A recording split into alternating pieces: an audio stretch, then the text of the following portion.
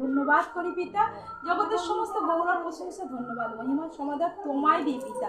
তোমার দয়াতে এখনো পর্যন্ত বেঁচে আছি, আর বাক্য বলবার জন্য তুমি সুযোগ করে দিয়েছো, তাই তোমায় ধন্যবাদ করি। এই বাক্য তোমার মুখ নিঃশ্বাসিত বাক্য, তুমি নিজে তোমার দাসের মুখ থেকে এই বাক্য সফল করে নেবে, তোমার দাসের মুখ থেকে তুমি কথা বলাবে। হ্যাঁ পিতা, আমি নিজেকে এই মুহূর্তে তোমার হস্তে সমর্পণ করি, আর এই বাক্যের সহস্রগুণ আশীর্বাদ তোমার প্রত্যেকটা সন্তানের জীবনে নেমে আসুক। এই প্রার্থনা ইম্মানুয়েল প্রভু যীশু খ্রিস্টের নাম থেকে চাইছি, আমেন আমেন আমেন। জয় যিশু, হালেলুয়া।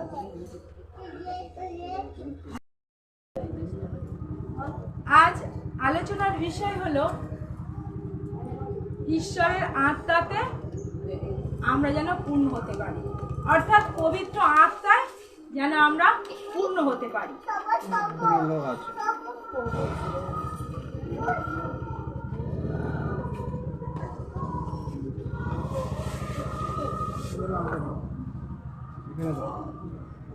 পবিত্র আত্মায় যেন আমরা পূর্ণ হতে পারি। হালেলুয়া। তাই আজ ঈশ্বরের বাক্য আমাদের কি বলে দেখো, হিতোপদেশ 1:23 পদ।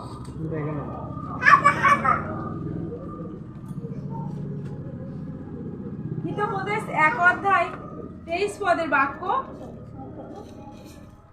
বলছে, আমার শাসনের কথায় যদি তোমরা কান দিতে, তাহলে আমার আত্মা আমি তোমাদের উপর ঢেলে দিতাম, আমার মনের কথা তোমাদের জানাতাম।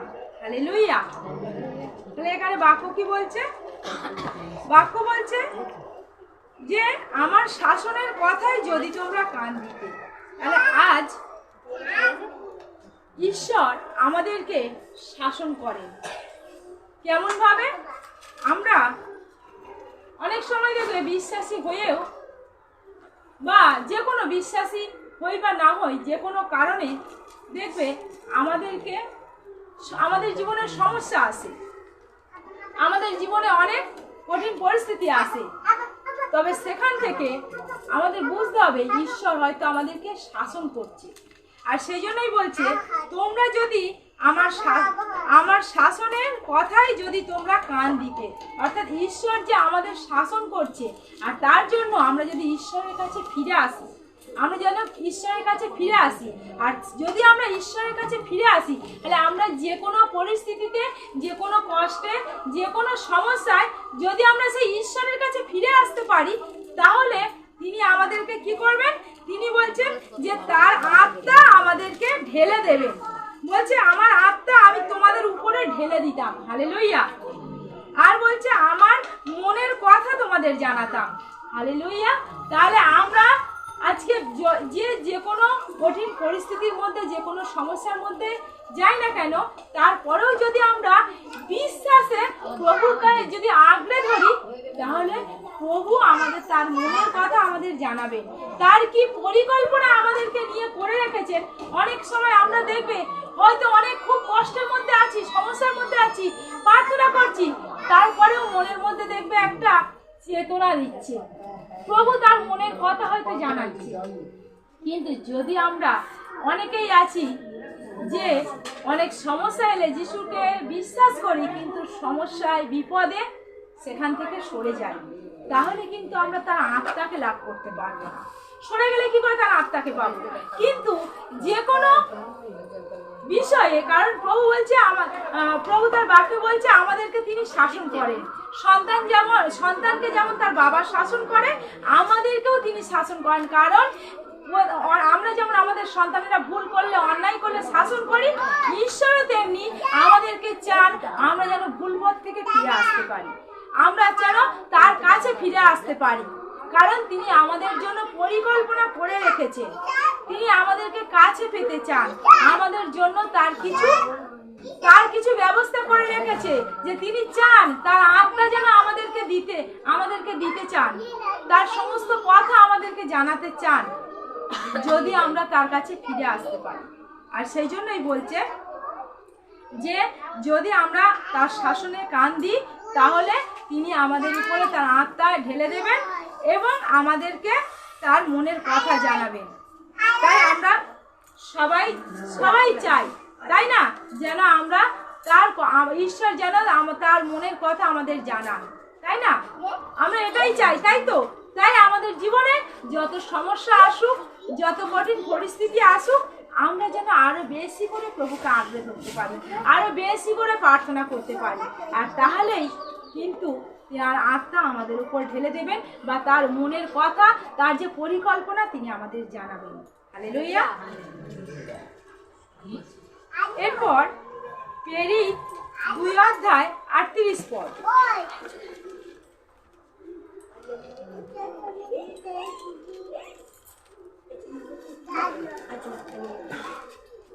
কেউ পেয়েছো? পড়বে আপনারা প্রত্যেকে। 38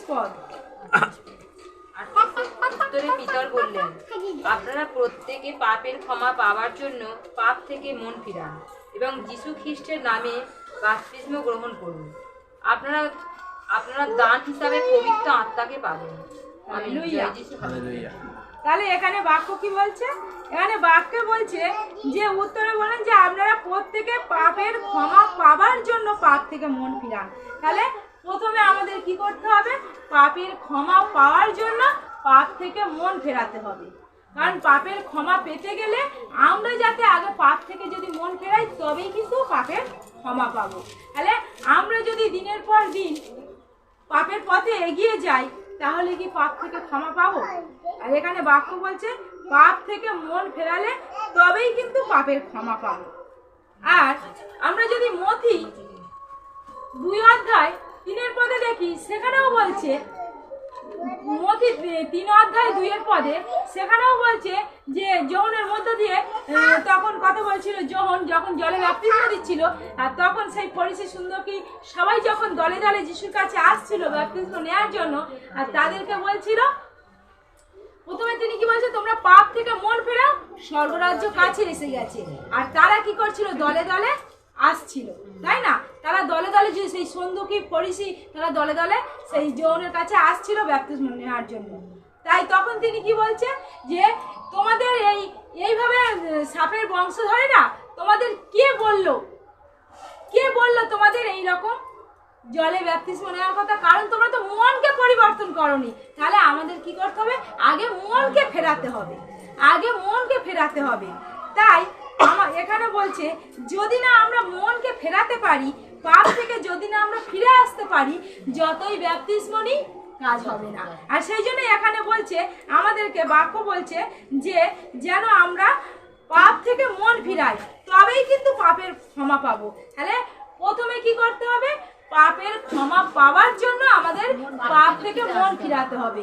প্রথমে কিন্তু ব্যাপ্তিস্মের কথা বলেনি, প্রথমে বলেছে পাপের ক্ষমা পাওয়ার জন্য পাপ থেকে মন ফেরাতে হবে। আর যোহনও সেটাই বলেছিল তখন, যে পাপ থেকে মন ফেরা, পাপের ক্ষমা পাওয়ার জন্য আগে মনকে পরিবর্তন করতে হবে, মনকে ফেরাতে হবে। তাই এখানে বলছে আমরা যারা আছি, আমরা সবাই চাই আমরা যেন পাপের ক্ষমা পাই প্রভুর কাছে। সেই জন্যই আমরা প্রভুর কাছে এসেছি। তাহলে আমাদের প্রভুকে বিশ্বাস করলেই তিনি আমাদের সকল পাপ ক্ষমা করে দেয়। আর কিন্তু বিশ্বাস করার মধ্য দিয়ে আমরা পাপের ক্ষমা পাই। তবে আমরা যখনই যিশুকে বিশ্বাস করি, আমাদের মনকে কি করতে হবে? পরিবর্তন করতে হবে। আর যেন আমরা সেই পাপের দিকে পা না ফেলি, অর্থাৎ সেই অন্ধকারে পা না ফেলি। কারণ প্রভু যিশু বলছে, আমি জগতের আলো, যে আমার কাছে আসে সে অন্ধকারে পা ফেলে না। আর অন্ধকারই হলো সেই পাপ। তাহলে যিশুর কাছে যখন এসেছি, আলোতে যখন এসেছি, তাহলে আমরা যেন আর অন্ধকারে পা না ফেলি, এটাই বাক্য আমাদেরকে বলছে। তাহলে কি হবে? আর দান হিসাবে পবিত্র আত্মাকে তো যিশু খ্রিস্টের নামে ব্যাপ্তিস্ম গ্রহণ করুন, আর আপনারা দান হিসাবে পবিত্র আত্মাকে পাবেন। হালেলুয়া। তাহলে কি হবে? দান হিসাবে পবিত্র আত্মাকে পাবো। কিসের জন্য? প্রভু যিশুর নামে ব্যাপ্তিস্ম গ্রহণ করার জন্য। তাই আজকে আমরা বলি, আমরা কেউ কি ব্যাপ্তিস্ম গ্রহণ করেছি? অবশ্যই করেছি। যিশুর নামে ব্যাপ্তিস্ম গ্রহণ করেছি। কারণ ব্যাপ্তিস্ম এক রকমের নয়।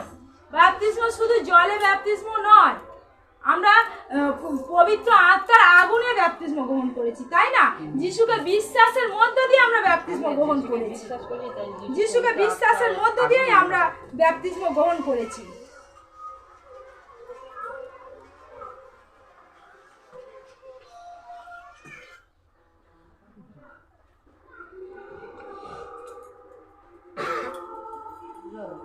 তাহলে যিশুকে আমরা যখন যেদিন থেকে বিশ্বাস করেছি সেই পবিত্র আত্মায় কিন্তু আমাদের প্রত্যেকের ব্যাপতিস্ম হয়ে গেছে।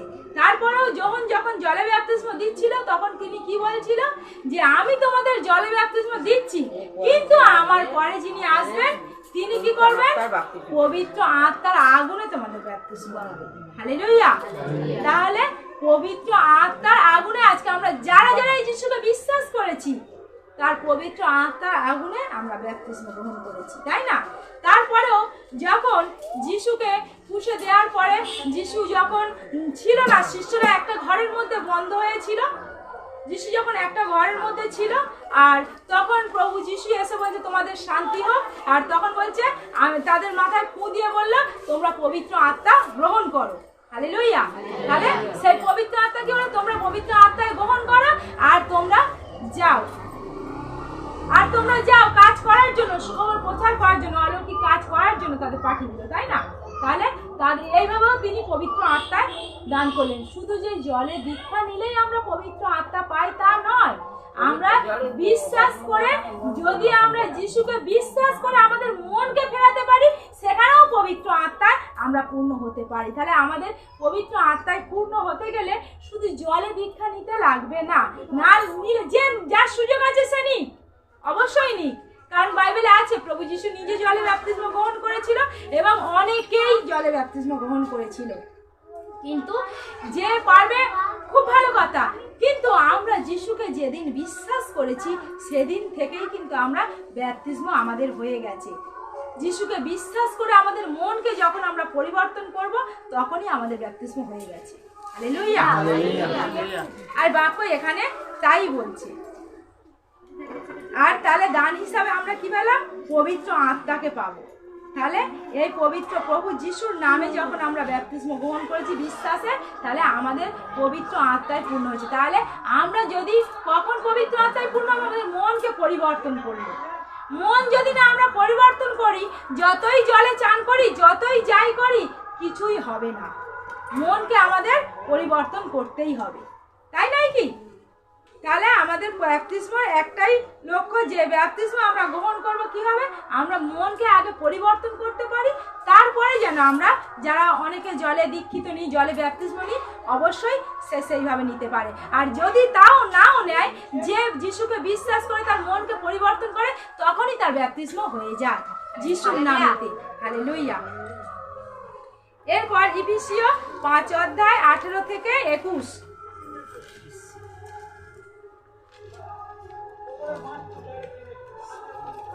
কেউ পেয়েছো? পড়বে।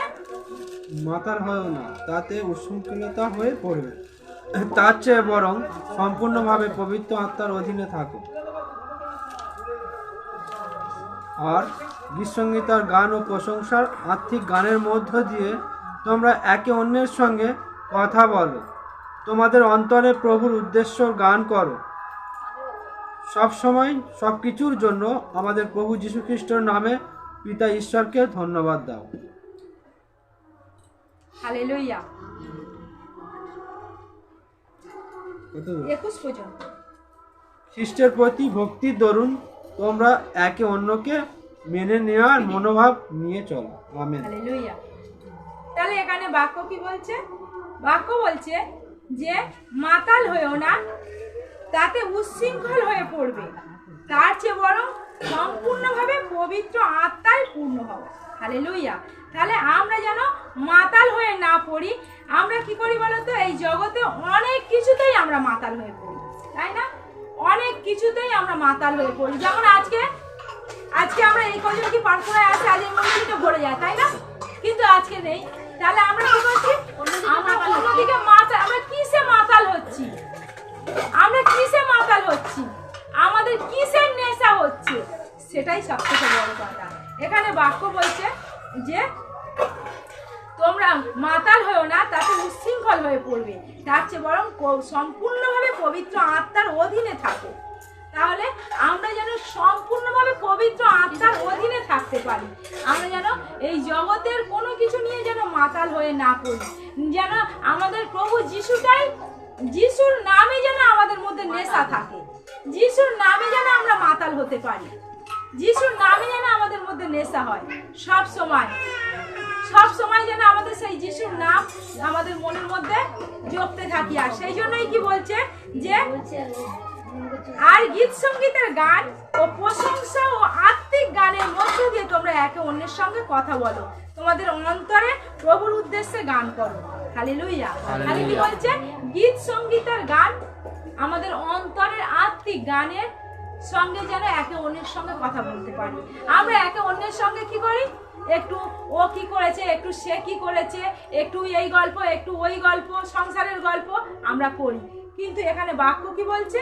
তোমরা একে অন্যের সঙ্গে কিভাবে কথা বলবে? গীত সঙ্গীতের গান এবং প্রশংসা ও আত্মিক গানের মধ্য দিয়ে তোমরা একে অন্যের সঙ্গে কথা বলো। হালেলুয়া। আমরা যখন কথা বলবো কারোর সঙ্গে, আজকে আমরা কি করি? সকালবেলা ঘুম থেকে ওঠার পর আমরা কলে যাই, ঘাটে যাই, মাঠে যাই, যার সঙ্গে দেখা হোক। আজকে না গীত সঙ্গীতার এই বাক্যটা পড়েছি, ভাই এই বাক্যটাতে আজকে প্রভু এত সুন্দরভাবে কথা বলেছে, আমাদের মন যেন সবসময় এইরকম হয় বাক্য নিয়ে, যে এই গানটা এত সুন্দর, এই গানটা লেখা আছে। আমরা বলি এই তোমার এই গানটা লেখা আছে, এই গানটা আমাকে দিও তো, বা এই বাক্যটা তুমি পড়েছো, এই বাক্যটা শুনবে বা পড়বে, খুব ভালো। এই রকম যেন আমরা আলোচনা করি, এই সব যেন আমরা গল্প করতে পারি। আমরা যদি গল্প করতে হয় এই সব বিষয়ে যেন গল্প করি। আর কি বলছে? সব সময় সবকিছুর জন্য আমাদের প্রভু যীশু খ্রিস্টের নামে পিতা ঈশ্বরকে ধন্যবাদ দাও। আর তাহলে আমরা ঘুম থেকে ওঠা থেকে ঘুমোতে যাওয়া পর্যন্ত সকল বিষয়ের জন্য আমরা যেন ঈশ্বরকে ধন্যবাদ দিতে পারি।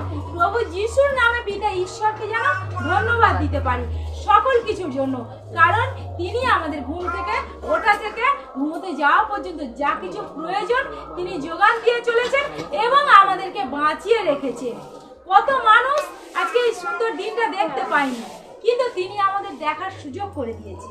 তার জন্য প্রতিটা মুহূর্ত আমাদের জীবনে যা কিছু, তার জন্য আমরা যেন ঈশ্বরকে ধন্যবাদ দিতে পারি। সকল বিষয়ের জন্য, ভালো মন্দ খারাপ যা কিছু, সবকিছুর জন্য যেন ঈশ্বরকে ধন্যবাদ দিতে পারি। কারণ তিনি আমাদের ঘুম থেকে ওঠা থেকে ঘুমোতে যাওয়া পর্যন্ত তিনি কিন্তু আমাদেরকে পরিচালনা করেন। তাই সবকিছুর জন্য তিনি আমাদের যোগান দেন। ভালো খাবার খেলেও ধন্যবাদ দাও, খারাপ খাবার খেলেও ধন্যবাদ দাও। কারণ মাংস ভাত খেলেও ঈশ্বরকে ধন্যবাদ দেওয়া উচিত, ডাল ভাত খেলেও ঈশ্বরকে ধন্যবাদ দেওয়া উচিত, কারণ তিনি খাবারটা যোগান দিয়েছেন, তাই না? তাই আমরা অভুক্ত তো নেই, তিনি যোগান দিয়েছে, তার জন্য ঈশ্বরকে ধন্যবাদ দেওয়া উচিত। তাই সকল বিষয়ের জন্য যেন আমরা ঈশ্বরকে ধন্যবাদ দিতে পারি। আর বলছে প্রভু খ্রিস্টের নামে ভক্তির দরুন তোমরা একে অন্যকে মেনে নেওয়ার মনোভাব নিয়ে চলো। তাহলে প্রভু যিশুর নামে আমরা যেন একে অন্যকে মেনে নিতে পারি। একে অন্যকে আমরা কি বলি? আমরা অনেকেই আছি, অনেক বিশ্বাসীরা দেখবে একে অন্যের সাথে কথা বলে না, একে অন্যকে মেনে নিতে পারে না, সহ্য করতে পারে না। এখানে বাক্য বলছে তা নয়, তোমরা একে অন্যকে মেনে, কেউ হয়তো ভালো, কেউ হয়তো কথা শোনে, কেউ কথা শোনে না, সবাইকে একটু মানিয়ে গুছিয়ে নিয়ে মেনে নেওয়ার মনোভাব নিয়ে চলো।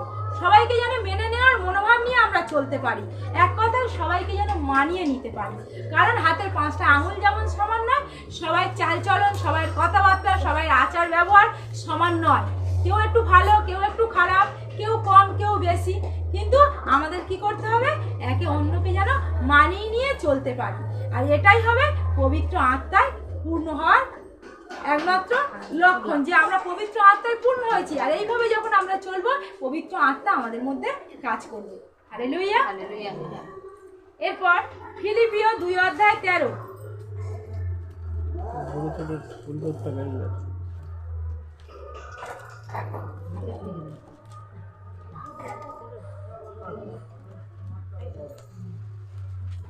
করবে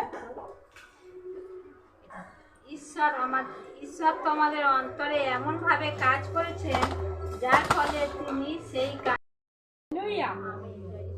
তাহলে এখানে বাক্য কি বলছে? ঈশ্বর তোমাদের অন্তরে এমন ভাবে কাজ করছেন, তাহলে আমাদের অন্তরে কিন্তু ঈশ্বর কাজ করছেন, তাই না? সেই জন্য বলছে তোমাদের অন্তরে ঈশ্বর এমন ভাবে কাজ করছেন যার ফলে তিনি যে কাজে সন্তুষ্ট হন সেই রকম কাজ করবার ইচ্ছা ও ক্ষমতা তোমাদের থাকে। তাহলে আমরা যে তিনি আমাদের অন্তরের মধ্যে রয়েছেন প্রতিটা মুহূর্ত, তাই তিনি কি কাজে সন্তুষ্ট হন আমরা প্রত্যেকে জানি। ঈশ্বর কেমন ধরনের কাজ অপছন্দ করেন, কেমন ধরনের কথা অপছন্দ করেন, তাহলে আমরা যেন সেই রকম কাজ থেকে নিজেদেরকে দূরে রাখি। এখানে সেই জন্য বলছি যে পবিত্র আত্মায় আমরা কেমনভাবে পূর্ণ হব, কিভাবে পূর্ণ থাকবো, আমরা যখন ঈশ্বরকে খুশি করার ইচ্ছা আমাদের মধ্যে থাকবে। ঈশ্বর যে কাজে সন্তুষ্ট হয়, ঈশ্বরকে সন্তুষ্ট করার জন্য যেরকম কাজ দরকার, বলছে ঈশ্বরকে যে কাজে সন্তুষ্ট হন সেই রকম কাজ করবার ইচ্ছা ও ক্ষমতা যেন তোমাদের হয়। তাহলে ঈশ্বর যে কাজে সন্তুষ্ট হবে সেই কাজ, সেই রকম আচার ব্যবহার কথাবার্তা যেন আমাদের মধ্যে থাকে। সব মোট কথা সমস্ত কিছু যেন ঈশ্বরের ইচ্ছা অনুযায়ী আমরা করতে পারি। আমরা সবাই জানি ঈশ্বর কোনটা অপছন্দ করে আর কোনটা পছন্দ করে, তাই না? আমরা সবাই জানি। তাই আমরা সেইভাবে যেন ঈশ্বরকে সন্তুষ্ট করতে পারি, মানুষকে নয়। আমরা কি করি বলতো, অনেক সময় ঈশ্বরের অবাধ্য হয়ে মানুষকে সন্তুষ্ট করবার জন্য এমন কাজ করি সে মানুষ খুশি হয়, কিন্তু ঈশ্বর খুশি হয় না। তাই বলছে এইরকম কাজ না করি, মানুষ অখুশি হয় হোক, যেন ঈশ্বর সন্তুষ্ট হতে পারে। তিনি যে কাজে সন্তুষ্ট হন সেই রকম কাজ করবার ইচ্ছা যেন ক্ষমতা তোমার থাকে। তাহলে সেই কাজ করবার ইচ্ছাও থাকতে হবে, সেই কাজ করবার ক্ষমতা থাকতে হবে ঈশ্বরকে সন্তুষ্ট করবার জন্য। নিজেকে সন্তুষ্ট করবার জন্য নয়, একে অন্যের মন জগিয়ে একে অন্যকে খুশি করবার জন্য নয়, কিন্তু ঈশ্বরকে খুশি করার জন্য, ঈশ্বরকে সন্তুষ্ট করবার জন্য যেন কাজ করতে পারি। আমাদের চাল চলন, কথাবার্তা, আচার ব্যবহার সব কিছু, মোট কথা আমরা যা কিছু করি না কেন ঈশ্বরের ইচ্ছা মতন হয়, ঈশ্বর যেন সন্তুষ্ট হয়, ঈশ্বর যেন খুশি হয়। আমরা যে কাজটা করছি ঈশ্বর এতে খুশি হবে তো, আমাদের এটা যেন ভাবা উচিত যে আমি যেটা করছি ঈশ্বর এতে অখুশি হবে না তো, এটা যেন আমরা ভাবতে পারি, তাই না? কারণ আমরা মনে করো যদি কোনো জিনিস চুরি করতে যাই, আমরা জানি এটা ঈশ্বর অখুশি, এতে ঈশ্বর খুশি হয় না, তবু তো কেউ দেখতে পাচ্ছে না, লোকের জিনিস নিই, এটা আগে এটা বুঝতে হবে, এটা নিলে ঈশ্বর কি খুশি হবে? ঈশ্বর যে খুশি হবে না এটা আমরা জানি। লোকের জিনিস না বলে নেওয়াটাও চুরি, এটা আমরা জানি, তারপরেও কেউ দেখতে পাচ্ছে না নিই এটা, কারণ সে নিলেও তার কোনো যায় আসে না, কিন্তু আমি তো তাকে বলে নিচ্ছি না, তাহলে আমি জানি এটা ঈশ্বরের অখুশি বা ঈশ্বর সন্তুষ্ট নয়, আমি সেই কাজটা করছি, তাহলে সেই রকম আমরা জানি, তাই সেই রকম কাজ যেন আমরা না করি। এরকম অনেক বিষয় আছে, এরকম অনেক কাজ আছে, এরকম অনেক কথা আছে, তাই না? তাই ঈশ্বর যেমন যাতে সন্তুষ্ট না হয় সেই কথা না বলি। এরপর 1 করিন্থীয় 3:16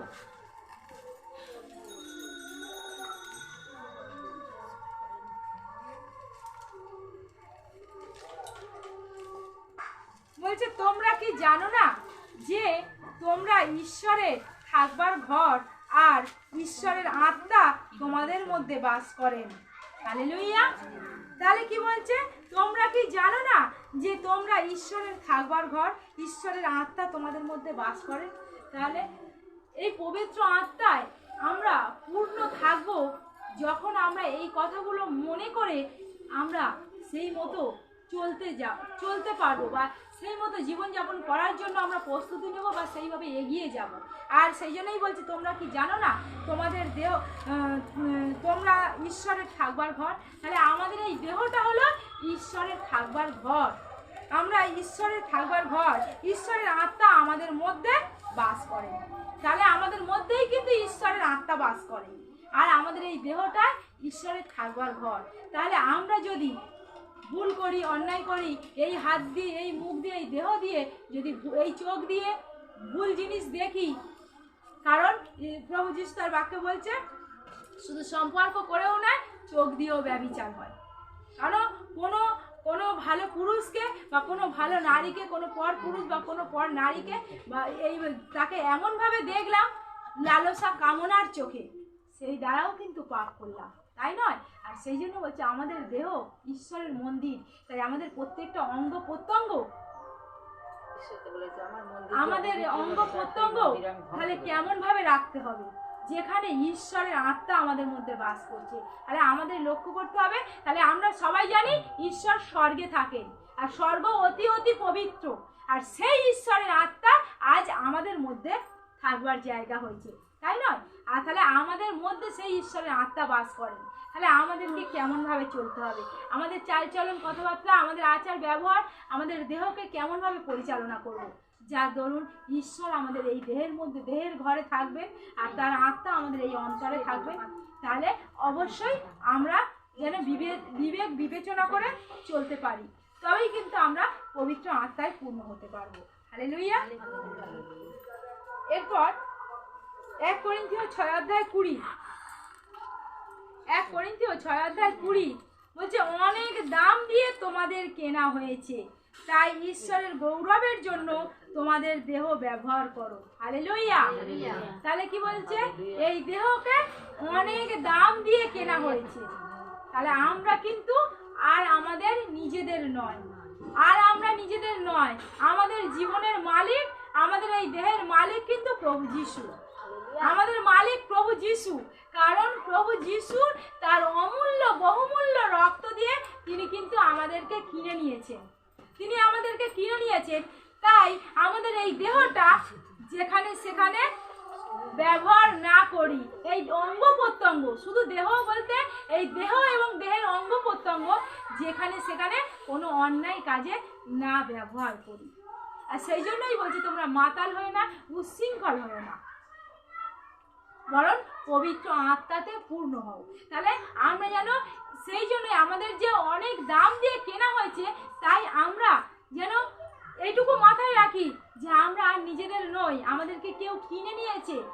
আমরা জানি কেউ যদি কোনো জিনিস কিনে আনে বাজার থেকে, আর তার জিনিস আমরা নিয়ে যা ইচ্ছা করতে পারি। মনে করো আমার পাশের বাড়ির কেউ বাজার থেকে কিছু কিনে এনেছে, আর আমি কি করছি, তার জিনিসটা নিয়ে ইচ্ছা মতো ব্যবহার করছি, ইচ্ছা মতো নিচ্ছি, সে কি ছেড়ে দেবে? একটা দামি জিনিস সে কিনে এনেছে তার দরকারের জন্য, তার প্রয়োজনের জন্য, আর আমার সামনে আছে বলে আমি তার জিনিসটা না বলে নিয়ে আর কি করছি, আমার নিজে যে কোনো কাজে ব্যবহার করছি, আমার কাজে আমি ব্যবহার করছি, সে কি আমাকে ছেড়ে দেবে? সেই রকম এই দেহটা, এই অঙ্গ প্রত্যঙ্গ সবকিছু প্রভু যিশু তার রক্ত দিয়ে কিনে নিয়েছে, আমাদেরকে কিনে নিয়েছে। তাই আমরা যদি এই দেহটা কোনো মন্দ কাজে ব্যবহার করি, সে কি ছেড়ে দেবে না। তার জন্য কি হবে? সেই নরকে রেখে দিয়েছে, তার জন্য অনন্তকালীন শাস্তি রেখে দিয়েছে, তাই না? কারণ তিনি চান না আমরা কেউ সেই নরকে যাই বা সেই শাস্তি ভোগ করি, তিনি চান না। তিনি চান আমরা যেন তার আত্মা তার কাছেই যেন ফিরে যায়। এই আত্মা কি বললো? বাক্যে কি বললো? এই আত্মা, ঈশ্বরের আত্মা আমাদের মধ্যে রয়েছে। তাহলে এই আত্মাটা কার? ঈশ্বরের। আর তিনি চান একটা সময় এই দেহটা একটা সময় যখন শেষ হয়ে যাবে, তার আত্মা যেন তার কাছে ফিরে যেতে পারে। হালেলুয়া। আর সেই জন্যই সে অনেক দাম দিয়ে এই দেহকে কিনে নিয়েছে, কারণ এই দেহ যদি অন্যায় করে, ভুল করে, পাপ করতে থাকে, তাহলে এই আত্মা স্বর্গে যেতে পারবে না। এই দেহ যদি ভুল করে, অন্যায় করে, পাপ কাজ করতেই থাকে, আর সেই জন্য এই আত্মা আর স্বর্গে যেতে পারবে না, কারণ এই দেহের মধ্যেই আছে আত্মা। আর সেই জন্যই বলছে অনেক দাম দিয়ে তোমাকে কিনে নেওয়া হয়েছে। আর এই দেহ মধ্যে কে থাকবে? এবারে ঈশ্বর বাস করবে, যেহেতু তিনি তার রক্ত দিয়ে কিনে নিয়েছে, আর কারণ নয়। এবার এই দেহের মালিক ঈশ্বর, আর এই আত্মা ঈশ্বরের আত্মা। তাই এই দেহকে আমরা যেন সঠিকভাবে ব্যবহার করতে পারি, যাতে সেই ঈশ্বরের আত্মা, পবিত্র আত্মায় সবসময় যেন আমরা পরিপূর্ণ থাকতে পারি। হালেলুয়া। ঈশ্বর তার আপন বাক্যে আশীর্বাদ করে প্রত্যেকটা সন্তানকে। আমেন। জয় যিশু। হালেলুয়া।